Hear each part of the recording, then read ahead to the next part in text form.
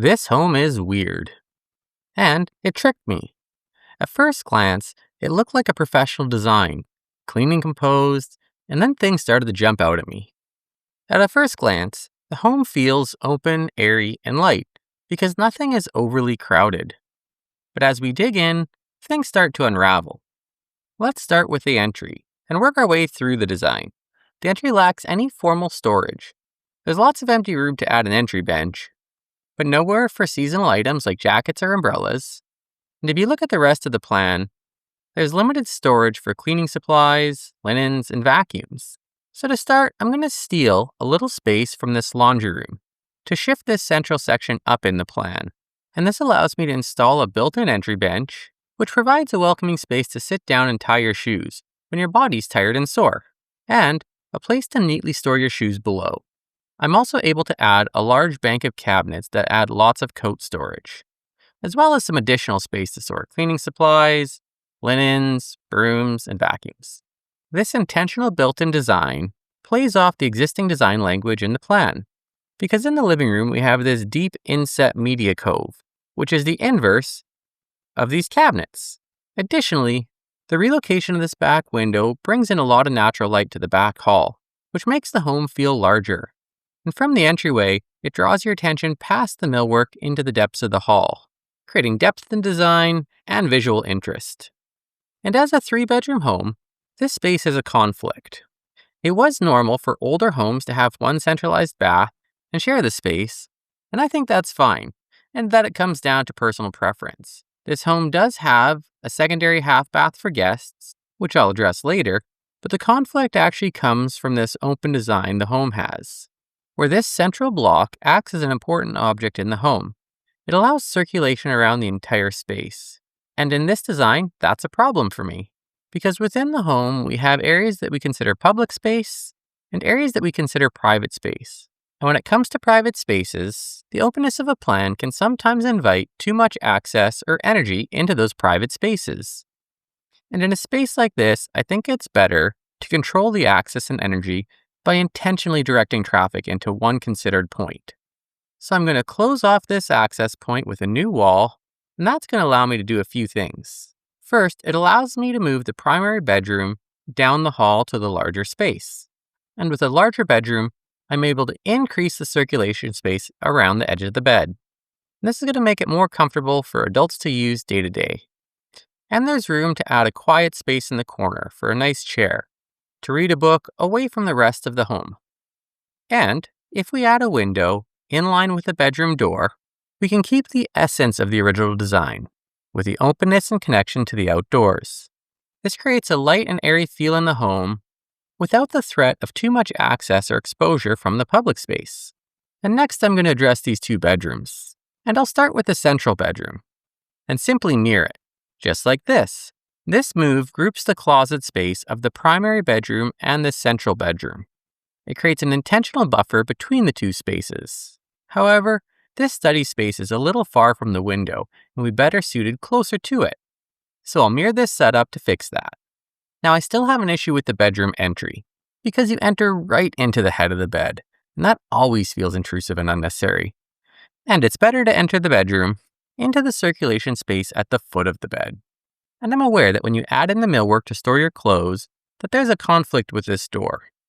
But you can access that part of the closet when the bedroom door is closed. And that concession makes the other parts of the bedroom a whole lot better. We're able to pull the bed off the wall a little bit more, which makes it easier when you're changing the bedding, and it allows for bedside tables on either side. And there's still room for a bookshelf or a chest of drawers.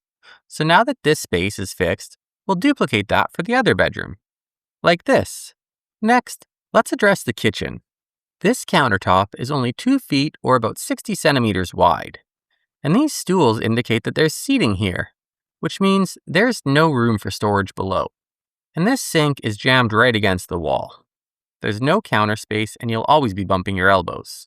And when this fridge door is open, you close off the access to the kitchen and congest the space. I also have issue with the kitchen appliances. Both the fridge and stove are smaller apartment-style appliances. And this home could easily sleep 2 adults and 2 to 4 children, or even more. I mean, the table is set for 8 people after all, and the kitchen lacks the storage for a family that large. The fridge lacks cold storage, and the cabinetry lacks dry storage.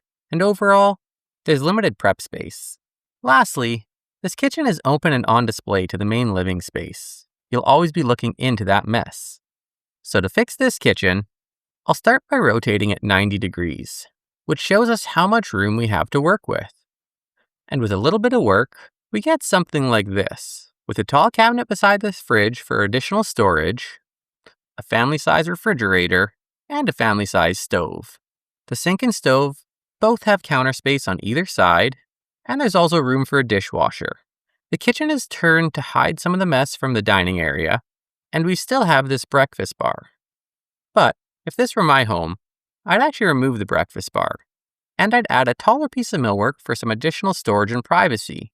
These taller cabinets could screen the mess in the kitchen, but you could still stand on the back side of the bar to converse with whoever's in the kitchen.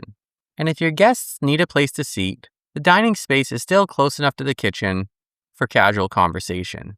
And while I prefer a linear kitchen design like this over a U-shaped kitchen like this, both designs still work.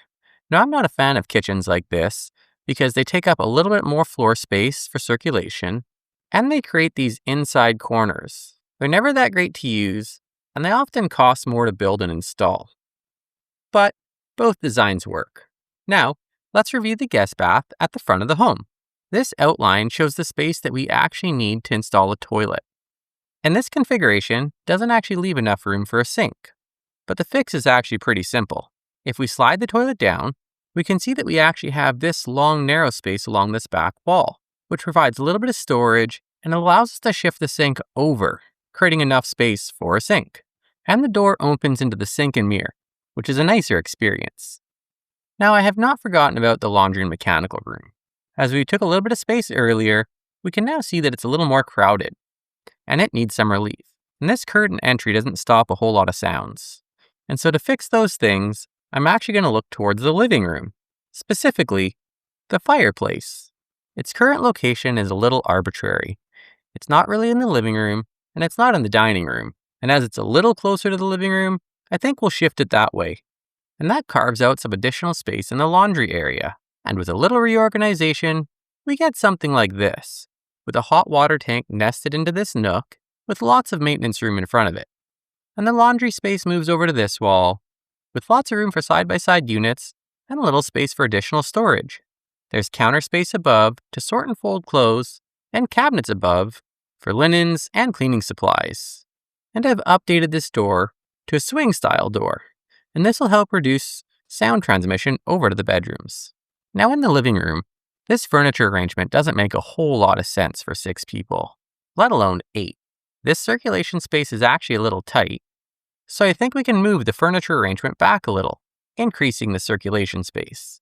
And if we remove this sofa and replace it with these 2 lounge chairs, and replace this love seat with a new sectional sofa, we create a living room arrangement that's more accommodating and in line with the other spaces of the home. The new lounge chairs are better positioned to enjoy the fireplace. And there's even room to add an entry table behind the sofa. This was the before, and this is the after.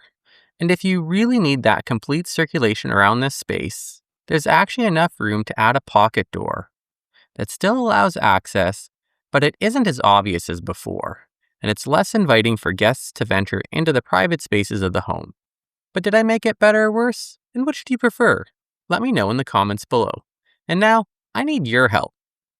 YouTube is changing its monetization policy, and I'm not quite there yet. So, if you enjoy this content and you want to help a small creator out, please make sure to hit the like and subscribe button and click that little bell to get notified when I release new content. That's going to help me get to the point of monetization and make sure that you don't miss a beat. Thanks so much for your help. I appreciate it. And if you need help with your next project, please don't hesitate to reach out.